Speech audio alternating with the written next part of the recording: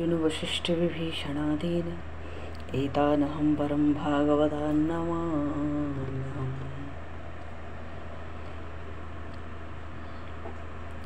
भक्त भक्ति भगवंत गुरु चतुर्नाम वपुएक, तिनके पद वंदन के नाशहि विघ्न अनेक।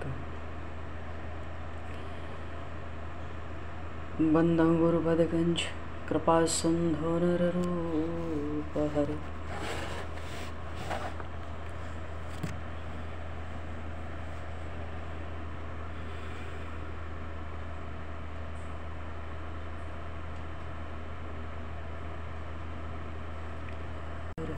महामोहतम पुंज जासु वचन रविकर निकर। गोविंद जय जय गोपाल जय जय, गोविंद जय जय गोपाल गोविंद जय जय गोपाल जय जय, गोविंद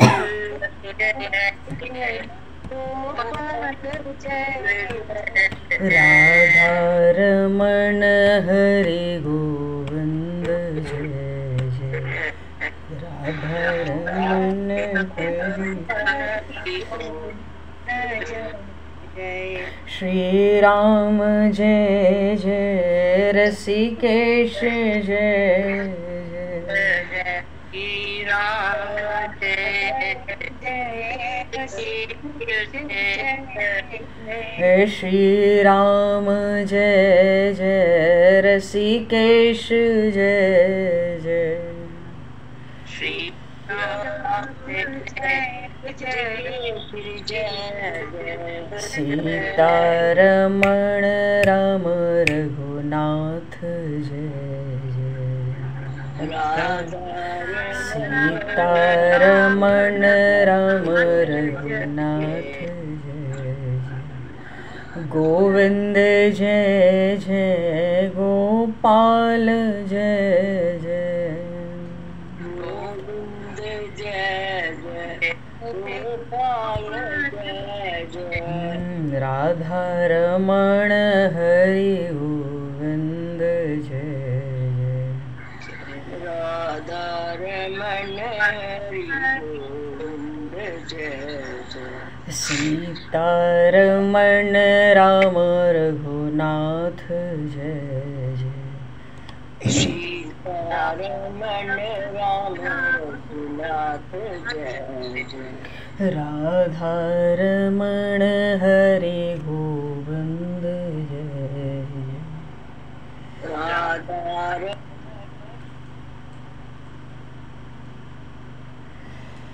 बोलिए श्यावर रामचंद्र भगवान की जय, श्री राधे और कृष्णचंद्र भगवान की जय, श्री बांके बिहारी लाल की जय, 84 कोस ब्रज मंडल धाम की जय, श्री पंडरीनाथ भगवान की जय, सब संतन की जय, सब भक्तन की जय, समस्त वैष्णव की, समस्त पूर्वाचार्य चरणन की जय, समस्त संप्रदाचार्यन की जय, श्री सद्गुरुदेव भगवान की जय। गंगा मैया की जय, जमुना मैया की जय, सरजू मैया की जय, गौ माता की जय, तुलसी माता की जय, पृथ्वी माता की जय, एकादशी महारानी की जय। जय जय श्री सीताराम, जय जय श्री राधेश्याम। नमः पार्वती पतये हर हर महादेव। अनंत कोटि ब्रह्मांड नायक सर्वेश्वर पूर्ण परात्पर ब्रह्म, असंख्य कल्याण गुणगंडलय, भक्त वांछा कल्पतरु, शरणागत वत्सल भक्त वत्सल दीन बंधु दया सिंधु।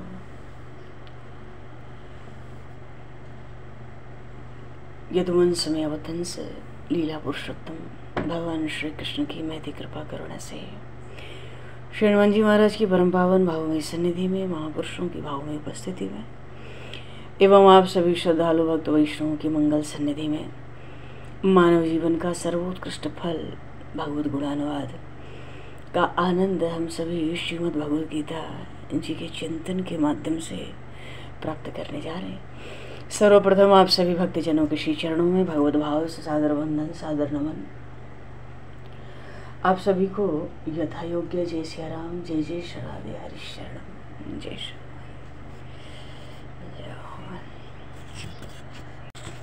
वसुदेव सुतं देवं कंसचारूढमर्दनं देवकी परमानंदं कृष्णं वंदे जगद्गुरुं। श्रीरामचंद्र चरणौ मनसा स्मरामि, श्रीरामचंद्र चरणौ वत्सा गृह्णामि, श्रीरामचंद्र चरणौ शिरसा नमामि, श्रीरामचंद्र चरणौ शरणं प्रपद्ये। पूर्व प्रसंग में श्रीमद् भगवद गीता जी का तीसरा अध्याय कर्मयोग बहुत खास है। ये हम सभी के लिए बहुत महत्वपूर्ण है। ये तीसरा अध्याय भी कर्मयोग। इस अध्याय में भगवान श्री कृष्ण ने उन महात्मा अर्जुन को निष्काम कर्म करने का उपदेश किया है।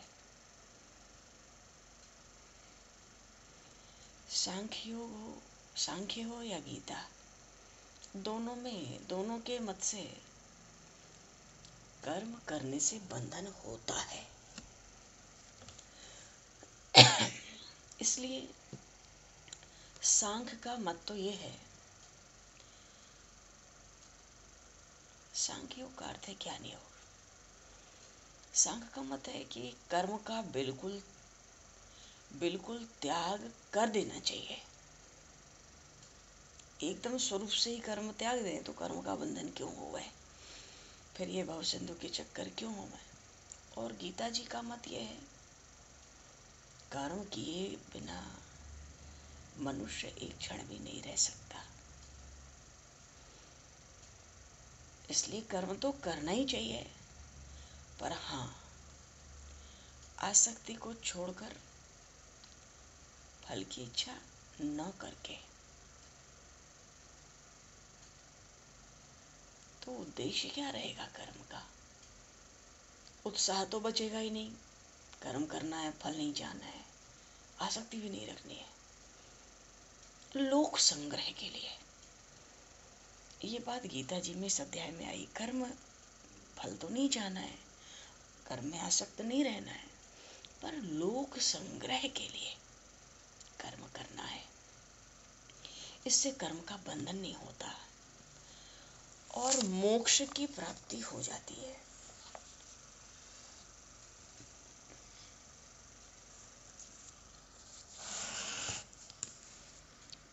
बड़ा इतना सुंदर सिद्धांत, क्योंकि अब तो लोप हो गया। कर्म योग का लोप इतनी तेजी से हो रहा है। अभी तो कलयुग आरंभ ही हुआ है, 5-6 हजार वर्ष हुए। तो जब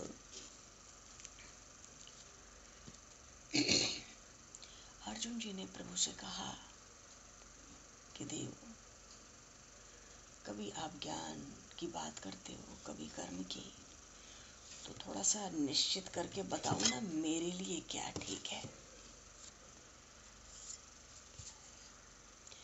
मुझे क्या करना चाहिए। इस प्रसंग पर भगवान ने कर्म योग का तीसरा अध्याय कहा है। अर्जुन जी ने प्रभु से कहा, जनार्दन, आपके मत में जब ज्ञान बुद्धि ही श्रेष्ठ है, तो फिर हे केशव, आप मेरे को घोर कर्म में क्यों लगाते हो? कभी कहते हो कर्म करो, कभी कहते हो ज्ञान का आश्रय ले लो। तो आपकी मिली हुई जो वाणी है, मेरी बुद्धि तो मोहित हो रही है ना। तो एक निश्चित बात कहो जिससे मेरा कल्याण हो जाए। तो प्रभु ने कहा ना, ज्ञान योगी न सांख्यानाम कर्म योगी न योगिना।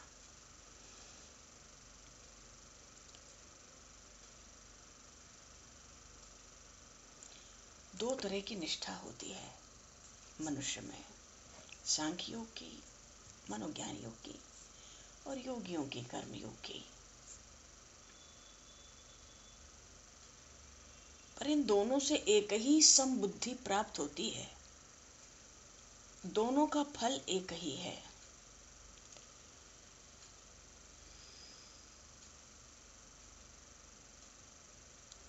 तो जब समता ही चाहिए तो कर्म करना जरूरी है। अरे कर्म के त्याग से कोई सिद्धि प्राप्त नहीं होती। और उस जो समता को, समत्व को प्राप्त करना है कि भाई कण कण में तो परमात्मा ही है, मैं शरीर नहीं हूँ, शरीर से होने वाला कोई कर्म मेरे द्वारा हो ही नहीं रहा, वो तो मेरी विवशता है, प्रकृति के गुण ही गुणों में कर्म कर रहे हैं। तो ये जो समता है, इसकी प्राप्ति कर्म का आरंभ किए बिना नहीं होती है और कर्मों का त्याग करने से भी नहीं होती है। कर्म के त्याग से क्यों नहीं होती है सिद्धि या समता की प्राप्ति या भगवान की प्राप्ति? क्योंकि मनुष्य किसी भी अवस्था में क्षण मात्र भी कर्म किए बिना नहीं रह सकता। अगर मनुष्य चुपचाप बैठा रहे, नहीं करेंगे कर्म, चलो हम चुप बैठते हैं, तब तो कर्मों का त्याग हो जाएगा। अरे चुप बैठने से क्या होता है? इंद्रियां तो बाहर से रुक गई, भीतर तो विषयों का चिंतन करता रहता है वो। ये कर्मों का त्याग नहीं है, ये तो मिथ्याचार है। तो समबुद्धि की प्राप्ति, बुद्धि योग की प्राप्ति कर्मों के बिना नहीं होती। कोई कहे कर्म का त्याग करके हम समता को प्राप्त करें, ये नहीं होगा।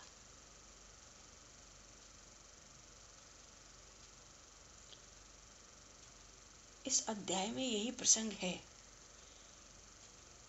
कि कर्म कौन सा करना है। फिर एक बार में तो भगवान की भक्ति नहीं होती ना, एक बार में तो भीतर समता नहीं आएगी। प्रभु ने कहा कर्तव्य कर्म। गीता जी के 3 अध्याय में कर्म योग के नाम पर कर्तव्य कर्म का उपदेश प्रभु ने किया है और इस कर्तव्य कर्म को यज्ञ कहा है। बोलिए श्री द्वारिकाधीश भगवान की जय। इस कर्तव्य कर्म को प्रभु ने क्या कहा? योग, यज्ञ।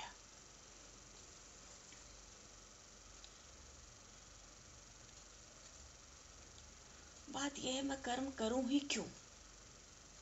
अरे भैया, जब सृष्टि का आरंभ हुआ तो पितामह ब्रह्मा जी ने भी यज्ञों के साथ मनुष्य की रचना की। केवल मनुष्यों की सृष्टि की रचना नहीं की है, यज्ञों के साथ। यज्ञों के साथ का भाव है कर्तव्य कर्मों के साथ मनुष्य की रचना की। और मनुष्य की रचना करके ब्रह्मा जी ने यही कहा कि तुम लोग इस कर्तव्य कर्म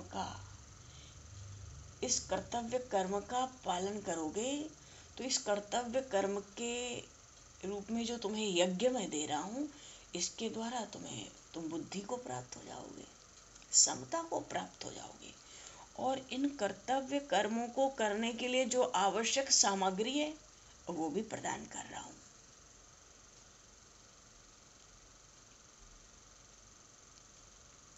अच्छा, आरंभ में ये 3 अध्याय कुछ लगता है कुछ अलग है, ये कर्म कांड की बात है, इसमें कर्म कांड कुछ नहीं है, ये कर्म योग की बात है।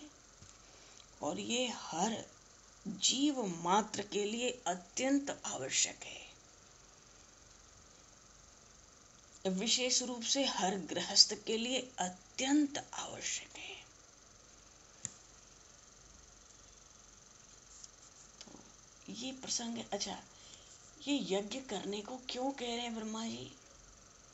क्योंकि यज्ञ का अर्थ गीता जी में हवन से नहीं है, प्राय हम लोग यज्ञ कहते हैं तो आज यही समझते हैं कि हवन होगा, समिधा आएंगी, सामग्री हवन की तैयार, वो यज्ञ नहीं है। ये यहाँ कर्तव्य कर्मों को गीता जी में यज्ञ कहा गया। तुम लोग यज्ञ करो तो देवताओं की उन्नति होगी। हमारे एक एक इंद्री के स्वामी एक एक देवता ही तो है, अधिष्ठात्र देवता।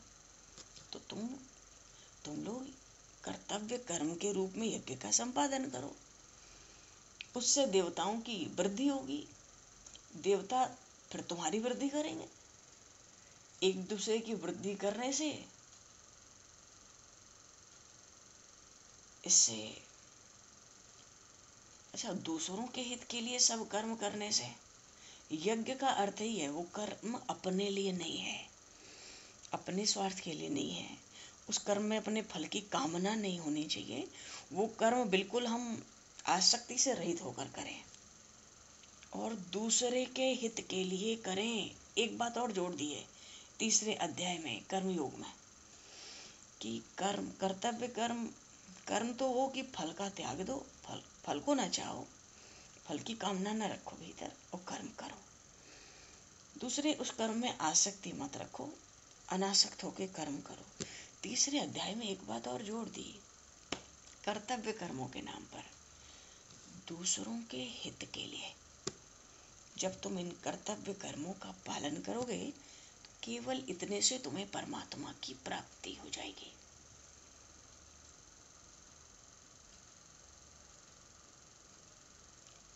क्योंकि जो कर्तव्य रूप यज्ञ है, अगर देवता संतुष्ट होंगे इससे, होंगे ही, उन्हीं के लिए बने हैं ये, तो बिना मांगे ही आवश्यक सामग्री हमें देते रहेंगे। हम लोग कर्तव्य कर्म का पालन करेंगे और केवल मनुष्य शरीर धारण करके घर में अपने भोग राग में कमाने खाने बनाने में लगेंगे तो प्रभु कहते हैं ये सुख आराम भोगोगे ना कर्म के नाम पे तो तुम चोर बन जाओगे। प्रभु ने कहा तो वो जीवन चोर का है। तो इस दोष से कैसे बचा जाए? कर्तव्य कर्म रूपी यज्ञ करो। ये तो थोड़ा भाव है इस तीसरे अध्याय का। कर्म योग, आज प्रायः घरों में जो कर्म होते हैं अपने परिवार के लिए, अपने खाने पीने के लिए, घर में जो व्यवस्थाएं हैं अपनी सुविधा के लिए, सुख को बढ़ाना और दुख का अभाव दूर हटाना, अपना मैं मेरा, ये सब भगवान कहते हैं चोर के कर्म है। क्यों? देवताओं को कुछ दिया नहीं, संतुष्ट किया नहीं, तुम्हारी वृद्धि रुक जाएगी। लोक में, परलोक में नहीं, इस लोक में भी तुम दुर्गति को प्राप्त होगे ऐसे कर्म करके। तो भगवान ने जो कहा तीसरे अध्याय के आरंभ में, जो प्रभु की वाणी प्रकट हुई, ज्ञान योगी न सांख्या नाम कर्म योगी न योगी नाम।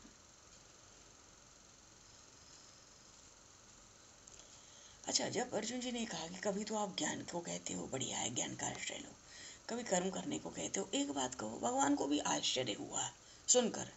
क्योंकि प्रभु कहते हैं अर्जुन मैंने तो ज्ञान का साधन, ज्ञान की प्राप्ति इसलिए बताई कि तुम उस तत्व को स्पष्ट समझ सको और तुम्हारी बुद्धि में वो बिल्कुल बैठा नहीं। मानो मेरा सांख्य योग का उपदेश देना तुम्हें निरर्थक कष्ट झेलना पड़ा।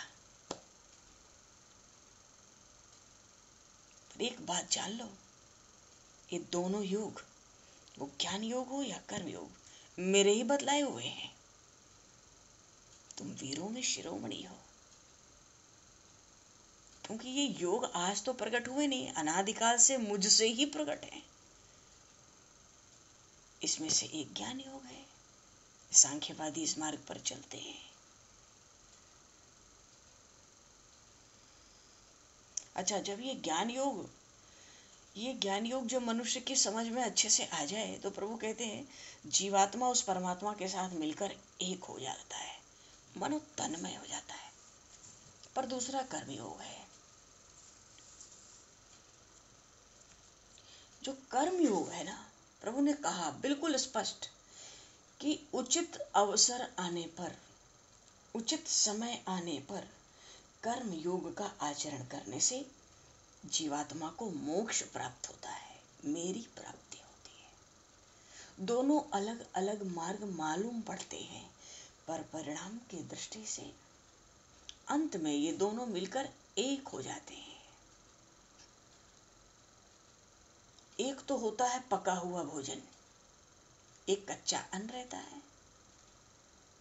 पर दोनों का लक्ष्य, अंतिम लक्ष्य एकमात्र भूख की निवृत्ति ही तो है। तो कर्मयोग या ज्ञान योग, दोनों योग एक ही साध्य, एक ही इष्ट को निर्देश कर रहे हैं।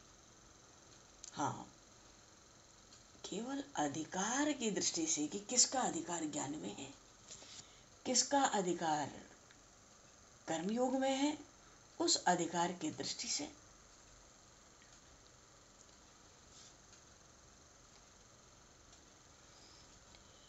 उपासना अलग अलग होती है,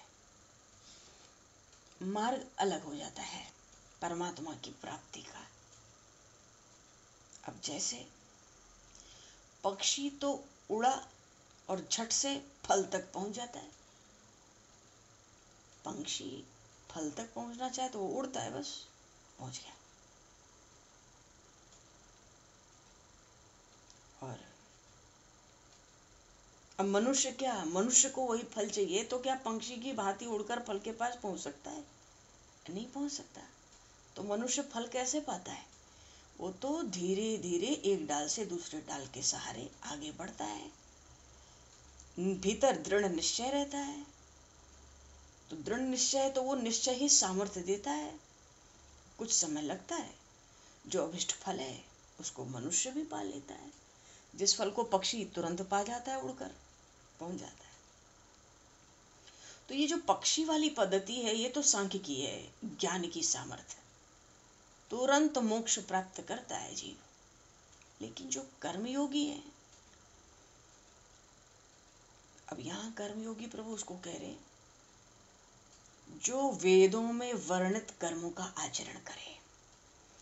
भगवान ने शास्त्रों की मर्यादा खूब रखी है और भरपूर रखी है, हर जगह रखी है कि कर्म करो शास्त्र की मर्यादा में। तो कर्मयोगी, भगवान कहते हैं कि पक्षी वाले तरीके से ज्ञान योगी को, ज्ञान योग से ज्ञान तो प्राप्त हो जाता है, मोक्ष तुरंत मिल जाता है, पर कर्म योगी जो है वेदों में बताए कर्मों को करता है, और वो वेदों में जो कर्म कहे गए हैं हमारे लिए, वो स्वधर्म के आचरण के लिए अत्यंत आवश्यक है। तो इसमें समय लगता है, नित्य ही नित्य कर्म करने होते हैं सब, पर उचित समय आता है, वो कर्म जो वेदोक्त कर्म है वो पूर्णता को प्राप्त होते हैं, तो मोक्ष प्राप्त कर लेता है वो जीव। न च सन्य सनादेव सिद्धिम समधिगच्छति, भगवान ने कहा कि जो आरंभ से ही जो उचित कर्म है, जो करने योग्य कर्म है, उनको करना नितांत आवश्यक है। मानो बिना उनके किए तुम्हारा काम नहीं चलेगा। अब कोई कहे कर्म को हम करेंगे नहीं और सिद्धों की तरह कर्म का त्याग कर देंगे, वो मनुष्य कर्महीन है। उसके जो कर्म होंगे वो सब फल प्रकट करने वाले होंगे, वो बंधन में पड़ेगा। जो कर्तव्य कर्म प्राप्त हुआ उसका त्याग करके बैठना नहीं है, ये बड़ी भारी मूर्खता है। भगवान कह रहे हैं कि अगर मान लो कोई नदी है, उसकी धार, उसका प्रवाह बहुत तेज है, उसको पार करना बड़ा संकट का काम है। ऐसी स्थिति में वहां कोई अगर नाव है, उस नाव को भी हम त्याग दें तो क्या हम समझदार कहलाएंगे?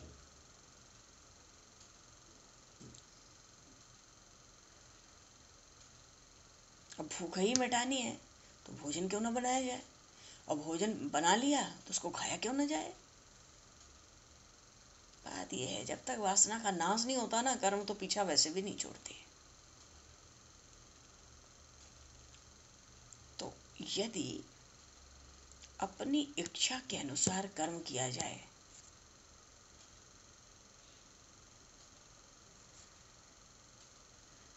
तो वो कर्म तो सिद्ध हो जाते हैं। इच्छा के अनुसार कर्म करेंगे ना तो कर्म का बंधन होगा, और यदि उनको छोड़ दिया जाए तो फिर वो कर्म रह ही नहीं जाते, सदा सर्वदा के लिए उनका क्षय हो जाता है। इच्छा के अनुसार कर्म नहीं करो, वेदोक्त कर्म करो, शास्त्रोक्त कर्म करो, फिर वो कर्म तुम्हें बंधन में नहीं बांधेगा।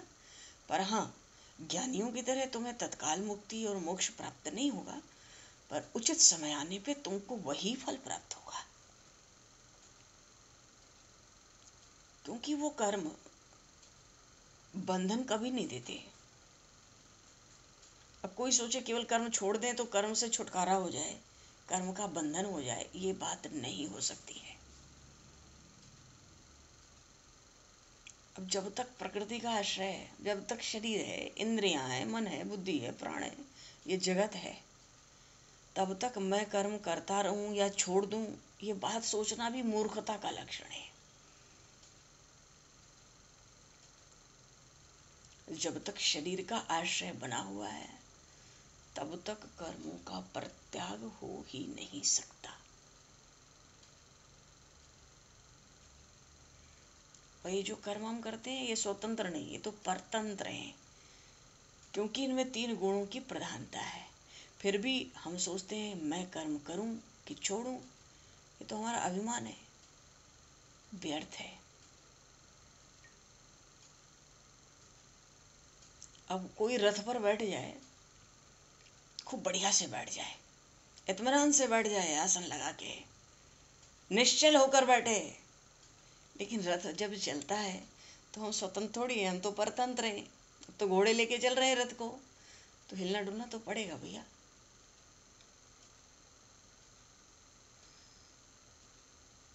अब पेड़ पे पत्ता सूख गया, खुद तो हिलता नहीं है, पर देखिए जब वायु चलती है आकाश में सूखे पत्ते इधर उधर उड़ते हैं, उड़ने लगते हैं। तो क्या वो पत्ता अपनी इच्छा से उड़ रहा है, हिल डुल रहा है? रथ पे बैठा हुआ व्यक्ति, बैलगाड़ी में बैठा हुआ व्यक्ति अपनी इच्छा से हिलता डुलता है? नहीं। शरीर उसका वहां है तो हिलना पड़ेगा। जब तक शरीर है कर्म करना पड़ेगा, कर्मों का परित्याग नहीं हो सकता। कर्मेंद्रियाणि संयम्य यास्ते मनसा स्मरण। कोई सोचे कि मेरे हिस्से में कर्म आया है, इसको मैं छोड़ दूं,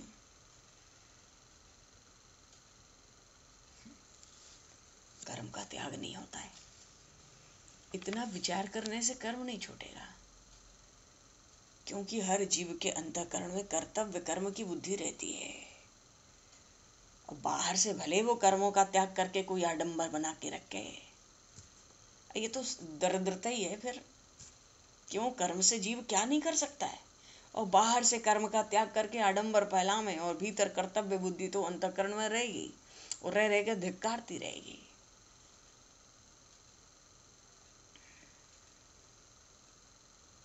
तो सब प्रकार की जो आशाएं हैं, सब तरह की जो कामनाएं, इच्छाएं हैं, उससे मुक्त मनुष्यों का लक्षण भगवान ने बताया।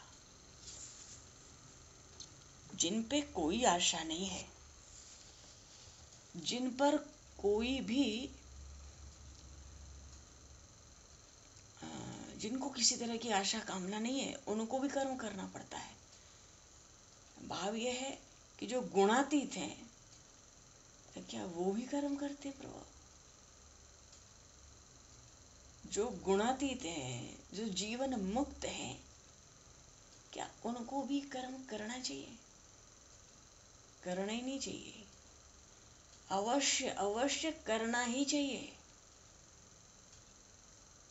अब जैसे महाराज जनक, विदेहराज जनक, उनके जैसे अनेक महापुरुष हुए,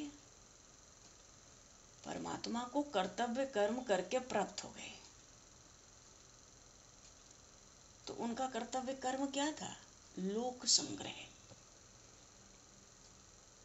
लोक संग्रह किसको कहते हैं?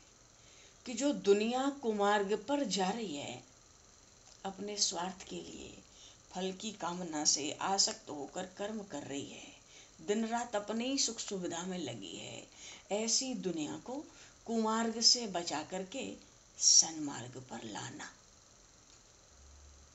इसको कहते हैं लोक संग्रह।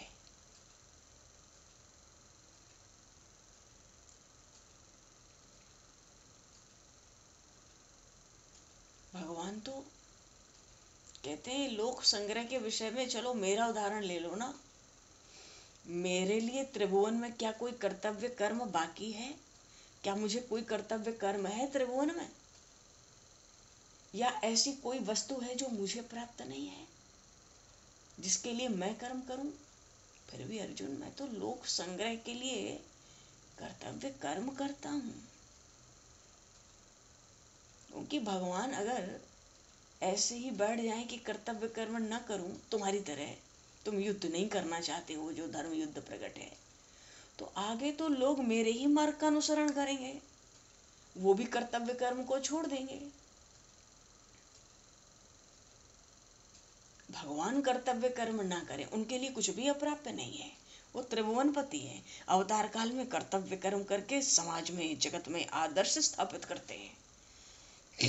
और ना करें तो मनुष्य नष्ट भ्रष्ट हो जाएंगे, शंकर दोष पैदा होगा, वर्ण शंकर, प्रजा सब नष्ट हो जाएगी।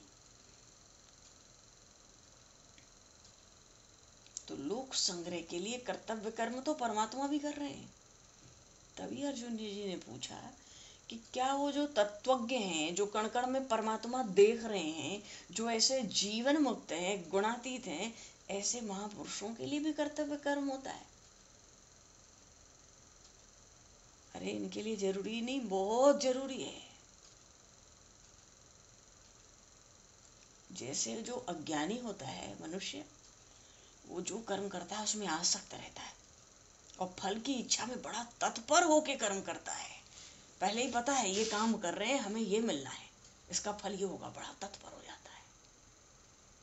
ऐसे ही जो महापुरुष होते हैं, यहाँ तक कि जीवन मुक्त होते हैं, और भगवान ने तो अपना भी नाम ले लिया, ये मुझे भी रखो उदाहरण में, आसक्ति से रहित होके लोक संग्रह के लिए वैसे ही तत्परता से कर्म करते हैं। करना चाहिए।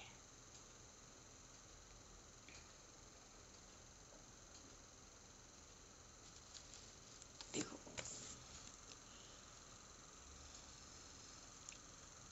भगवान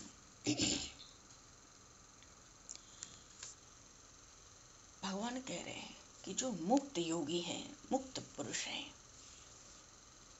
वो मन का नियमन करते हैं, अंतःकरण में निश्चल और शांत रहते हैं। पर नियतम कुरु कर्म त्वं कर्म ज्यायो यकर्मणः शरीर यात्रापि च तेऽपि न प्रसिद्ध द्वैध कर्मणः। अब कर्म छोड़ के जो करने योग्य कर्म है, उससे भागना शरीरधारी के लिए संभव नहीं है। तो शास्त्र से जो निषिद्ध कर्म है, उसका आचरण कभी नहीं करना चाहिए। तो अर्जुन तुम तय करो कि शास्त्रों में, वेदों में जो निषिद्ध दो तरह के कर्म है, निषिद्ध और विहित। निषिद्ध उनको कहते हैं जो नहीं करना है, किसी भी स्थिति में नहीं करना है, और विहित कर्म वो है जिनको हर स्थिति में करना ही है। तो तुम निश्चित कर लो अर्जुन, तुम निषिद्ध कर्म करना चाहते हो कि विहित कर्म करना चाहते हो?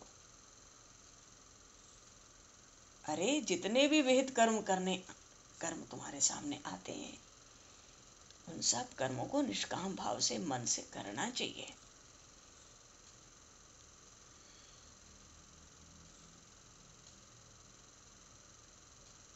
और बड़े आश्चर्य की बात, प्रभु कहते हैं अर्जुन तुम्हें बड़ा आश्चर्य होगा, मैं तुम्हें एक बात बताऊं, क्योंकि अर्जुन जी युद्ध नहीं करना चाहते।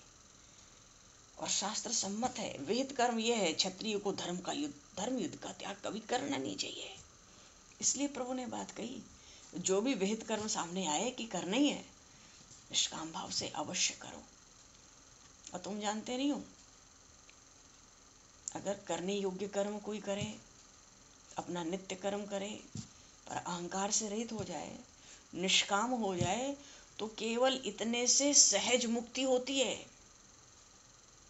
जो मनुष्य शरीर यात्रापि चौतेना प्रसिद्ध येद कर्मणा, भगवान कह रहे हैं जो मनुष्य शास्त्र के अनुसार स्वधर्म का आचरण करता है, वो अपने उन्हीं आचरणों के द्वारा, कोई शंका की बात नहीं है इसमें, उन्हीं आचरणों की, उन्हीं स्वधर्म के कर्मों की, शास्त्र सम्मत कर्मों की सहायता से मोक्ष भी प्राप्त करता है। वो मोक्ष भी प्राप्त करता है, उसको मोक्ष के लिए कुछ और करना ही नहीं पड़ता। तो ये समझ लो, तदर्थम कर्म कौन्तेय मुक्त संगः समाचर। अर्जुन, तुम स्वधर्म को ही नित्य यज्ञ समझना, और ऐसे नित्य यज्ञ का, स्वधर्म का पालन करने में नाम मात्र भी पाप का प्रवेश नहीं होता, स्पर्श नहीं होता। और स्वधर्म छोड़ेगा मनुष्य तो बुरी प्रवृत्ति में उसका मन जाएगा, फिर बुरे कर्मों में उसका मन आसक्त होगा, और बुरे कर्म करने वाला मनुष्य संसार के बंधन में बंध जाता है। लेकिन जो व्यक्ति निरंतर स्वधर्म के अनुसार कर्मों का आचरण करता है, तो उसकी क्रिया में तो निरंतर यज्ञ होते ही रहते हैं। और ऐसा कर्म करने वाले संसार के बंधन में कभी नहीं बनते। सारा संसार मोह में जकड़ा है, लेकिन फिर भी इसी संसार में, इन्हीं गुणों के बीच जो अपने स्वधर्म का नित्य यज्ञ के रूप में आचरण करता है, वो कर्मों से बंधा हुआ भी बिल्कुल मुक्त है।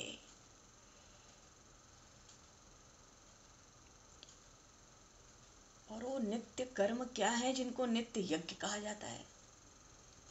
शास्त्रोक्त मनुष्य के लिए वेदोक्त कर्म क्या है जो उसको नित्य करना ही है? तो भगवान ने कहा कि देखो, तुमको एक कथा सुना देता हूं। हाँ नाथ,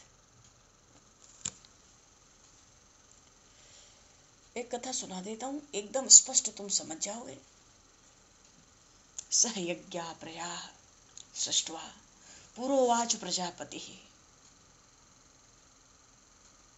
संपूर्ण प्राणियों के साथ ही कहा ना, जब ब्रह्मा जी ने जगत उत्पन्न किया, सृष्टि की रचना की, मनुष्यों की रचना की, तो कर्तव्य कर्म को भी उसी समय प्रकट कर दिया था।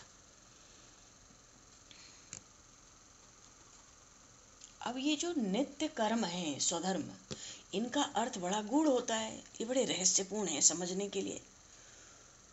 तो जो नासमझ प्राणी है, उनकी समझ में बात आती नहीं है कि संसार में आके कौन सा कर्म करना है, क्योंकि स्वधर्म और उसका आचरण गूढ़ है। इसका स्पष्ट ज्ञान होना भी बड़ा आवश्यक है। ज्यादातर लोग ना समझे, नहीं होते नित्य कर्म, उनसे स्वधर्म का पालन नहीं होता, तो जन्म भर कर्म करते हैं, बैल की तरह बोझा ढोते हैं, इतराते हैं, पर जीवन भर दुखी रहते हैं, दुख पर दुख पाते, मर के दुर्गति होती है। ये नासमझ प्राणियों की स्थिति है। एक बार सब लोग मिलके उन ब्रह्मदेव ब्रह्मा जी की विनती किए, और मनुष्य ने कहा कि हमारे लिए कौन सा आधार है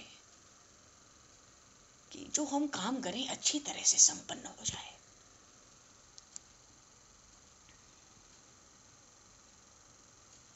अब ये ब्रह्मा जी तो कमल जन्मा है, भगवान श्री नारायण के नाभि कमल से प्रकट है। प्राणियों से कह रहे हैं, देखो मैंने तुम लोग को बनाया ना, तो तुम लोग की जो वर्ण व्यवस्था है, ब्राह्मण क्षत्रिय वैश्य शूद्र, संन्यास, वानप्रस्थ, गृहस्थ, ब्रह्मचर्य, ये जो वर्ण और आश्रम अलग, 4 वर्ण अलग हैं, 4 आश्रम अलग हैं। तो इसके अनुसार मैंने तुम लोग के स्वधर्म की भी रचना कर दी है। तुम लोग इसी का आचरण करो, सब मनोकामनाएं अपने आप पूरी होती जाएंगी। ज्यादा व्रत आदि तपस्या के चक्कर में पड़ने की जरूरत नहीं है। शरीर को सुखाने की आवश्यकता नहीं है, ज्यादा तीर्थाटन की भी आवश्यकता नहीं है। अब योग आदि जो साधन है, सकाम जो अनुष्ठान है और तांत्रिक जो प्रयोग है, इन सब चक्कर में पड़ना मत। नाना प्रकार के देवताओं का भजन पूजन मत करना। ब्रह्मा जी कह रहे हैं कुछ मत करो, बुद्धि को भ्रम में मत डालो। समय थोड़ा है, शरीर थोड़े समय के लिए मिला है। ये कथा भगवान श्री कृष्ण उन भक्तराज अर्जुन जी को सुना रहे हैं कि ब्रह्मा जी से जब प्राणी रचना में बन गई, सृष्टि बनी, तो प्राणी पूछते हैं क्या करें, क्या आधार है। ब्रह्मा जी बोले कुछ मत करो, एक काम करो, एकमात्र स्वधर्म का पालन। तुम अगर ये काम करोगे तो अपने आप संपन्न होने वाले यज्ञों को करते चलोगे। हाँ, एक ध्यान रखना, अंतःकरण में तुम्हारे भीतर स्वार्थ नहीं आना चाहिए। स्वार्थ को तो फटकने मत दो, केवल स्वधर्म का अनुष्ठान।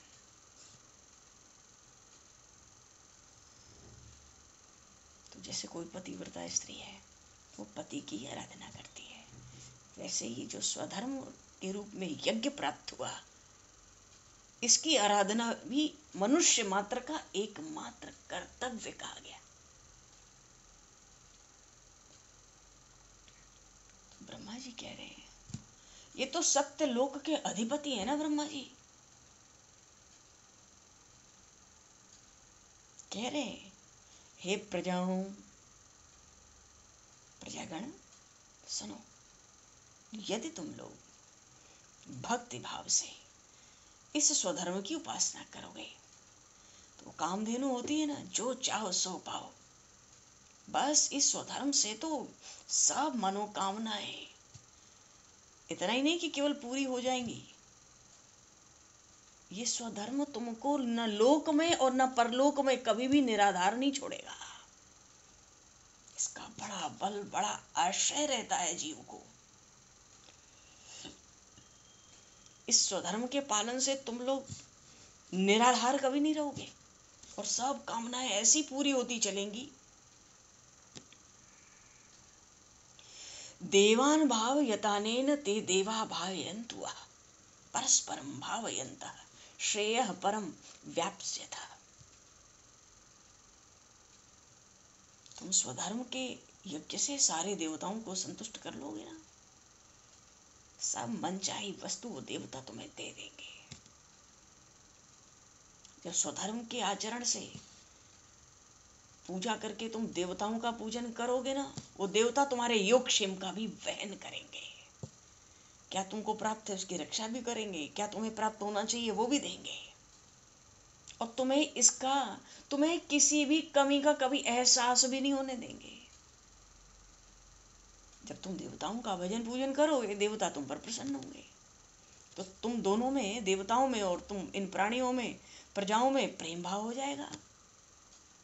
जो कुछ करना चाहोगे अपने आप होता चलेगा। करते करते सब कामनाएं तो पूर्ण होंगी, वाणी की सिद्धि तुमको प्राप्त होगी,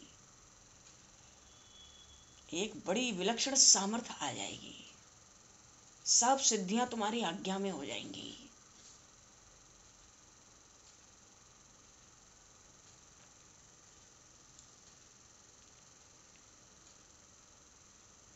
तो तुम स्वधर्म का निष्ठा से पालन हो तो तुम, अच्छा ये स्वधर्म पालन कहा गया तो वस्तुतः ये कर्म है क्या जिनका निष्ठा से पालन करने को कहा जा रहा है बारंबार? ये स्वधर्म क्या है? यज्ञ, ये कौन से यज्ञ हैं? इसको जीव किस रूप में करता है? उसको ये यज्ञ कैसे करने चाहिए? प्रभु ने बताया, क्योंकि क्योंकि ब्रह्मा जी ने स्वयं सृष्टि के सब प्रजाओं को ये बात बताई थी। मनुष्य का तो चलो, तो सार बात क्या है यहाँ पर? देवता, ऋषि, पितर, मनुष्य और जितने अन्य पशु पक्षी वृक्ष हैं, सब प्राणी प्रजा है ना, इनको प्रजा कहा। ब्रह्मा जी मनुष्यों से कहे, तुम लोग अपने अपने कर्तव्य का पालन करो और अपनी अपनी उन्नति करो। क्योंकि अर्जुन जी के मन में रुचि हो गई ना कि कर्म ही ना करो, इसलिए भगवान ने ये कथा सुनाई कि कर्तव्य कर्म करने की शिक्षा लो। प्रजापति ब्रह्मा जी ने सृष्टि करके प्राणियों को पहले कर्तव्य कर्म कराया निष्काम भाव से।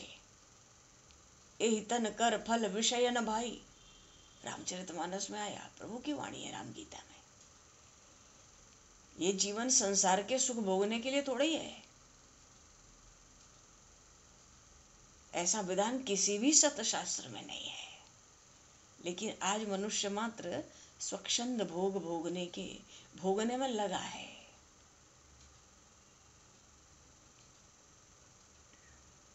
इसलिए समस्त प्राणियों को समझना चाहिए, कर्मयोग का उद्देश्य ही है कि देवता, ऋषि, पितर सब संतुष्ट हों, प्राणी मात्र, लता वृक्ष। अच्छा, वृक्षों में, पेड़ पौधों में स्वाभाविक ही फल फूल लगते हैं, और कहीं उनको खाद पानी मिल जाए तो बड़े विशेष रूप से फल फूल मिले। ऐसे ही जो कर्तव्य कर्म है, इसका यजन पूजन करने से देवता पुष्ट होते हैं और वो न्यायप्रद होते हैं ना।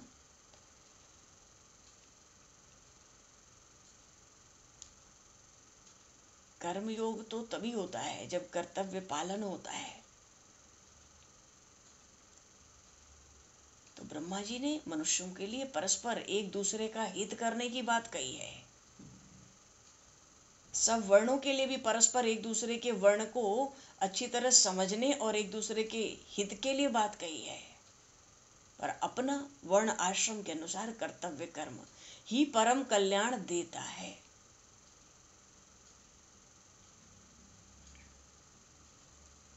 देवता भी स्वार्थ का त्याग करके दूसरे का हित करते हैं।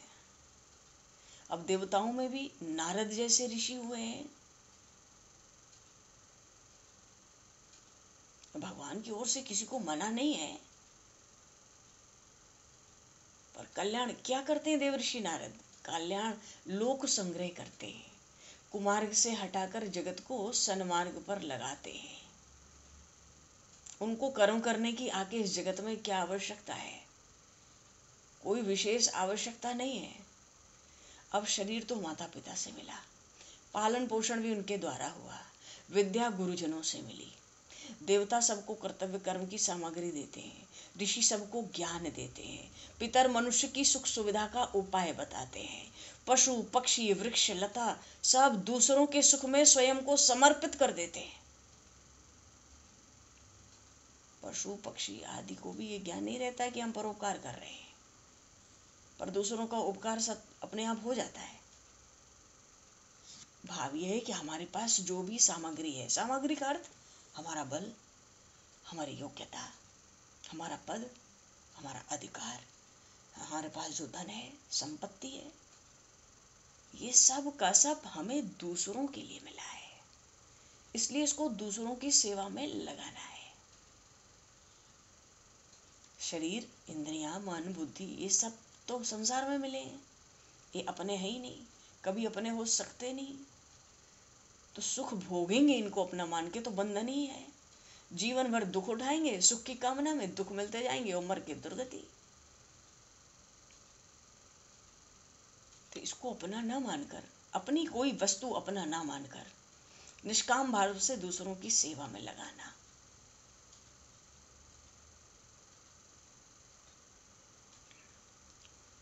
निष्काम भाव से, क्योंकि जीव आज ये सोचता है हम सुखी कैसे हुए।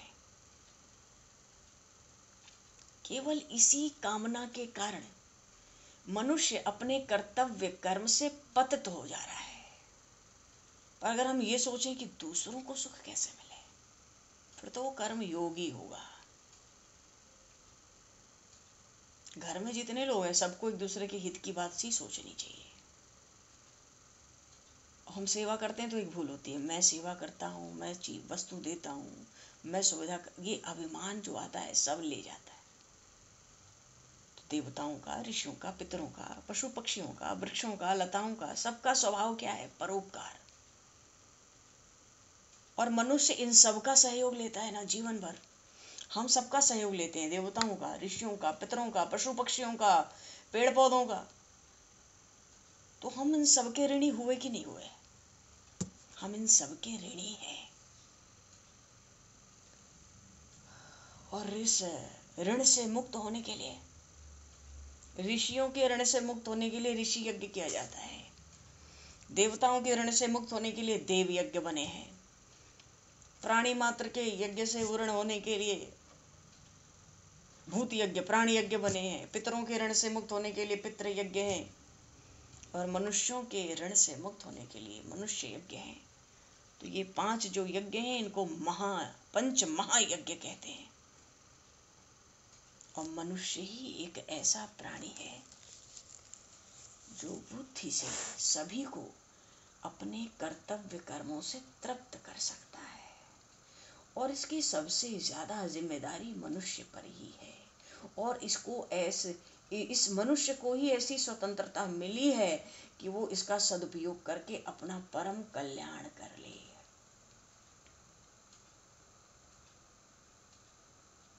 एक बात और है, देवता अपने कर्तव्य कर्म का पालन करते हैं। और अगर मनुष्य अपने कर्तव्य का पालन नहीं करेगा ना, देवताओं में ही नहीं पूरे त्रिभुवन में हलचल होती है, उत्पन्न हो जाती है। कैसे?